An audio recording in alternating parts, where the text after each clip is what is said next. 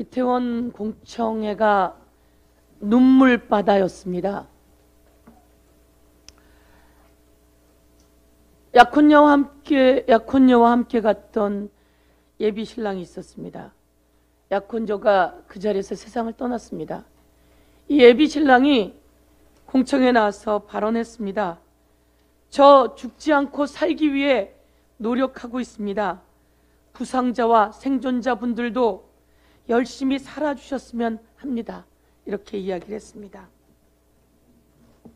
제가 공청회에 있었던 장면 하나를 가지고 왔습니다.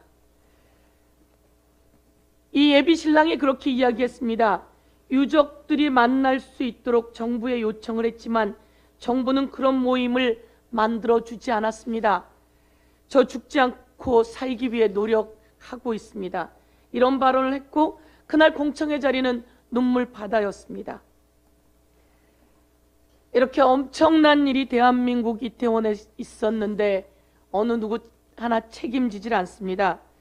제가 다시 한번 말씀드리겠습니다. 대한민국의 헌법 34조입니다. 헌법 34조에는 그렇게 되어 있습니다. 국가는 재해를 예방하고 그 위험으로부터 국민을 보호하기 위해 노력해야 한다. 국가가 이런 엄청난 재해가 일어날 때, 이 재난이 일어날 때 그 재난으로부터 국민을 보호해야 합니다. 그래서 대통령의 책임이 있는 거다, 이렇게 말씀드리겠습니다. 그리고 정부조직법 34조에는 이렇게 되어 있습니다.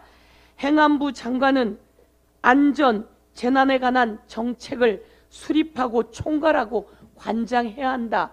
그래서 행안부 장관이 책임이 있다, 이렇게 이야기하는 겁니다. 그리고 경찰 직무집행법 제2조에는 이렇게 되어 있습니다.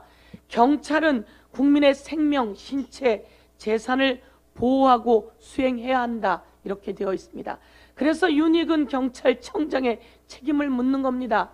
윤석열 대통령의 책임을 헌법 34조에 근거해서 묻고 있고 정부조직법 34조에 근거해 이상민 장관의 해임, 파면을 요구하고 있는 것이며 경찰 직무집행법 관련해 윤희근 경찰청장의 책임을 묻고 있는 것입니다. 대한민국 국민이 모두 다 알고 있는데 이 책임은 윤석열 대통령, 이상민 행안부 장관 그리고 윤희근 경찰청장이 책임져야 되는 선이다라고 알고 있는데 경찰의 수수하는 꼬리 자르기 그리고 이들에 대한 면죄부 주기였습니다. 국민은 이제 알고 있습니다. 이 세 사람의 책임을 묻기 위해 더불어민주당이 더 선봉해서 뛰겠다, 이렇게 말씀드리겠습니다.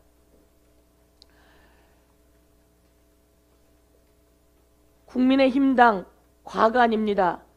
대통령의 줄 세우기에 친윤 우두머리와 반윤 우두머리의 싸움이 거센 상태입니다.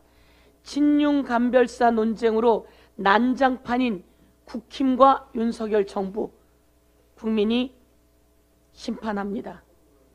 무인기에 하늘이 뚫렸습니다.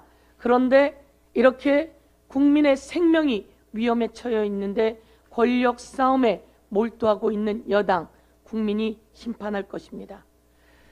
국민은 고금리, 고환율, 고물가로 숨쉬기도 어려운 상황인데 정부와 윤석열 정부와 국힘 여당은 호화찬란한 파티를 계속하고 있는 정치 파티, 국민이 경고합니다.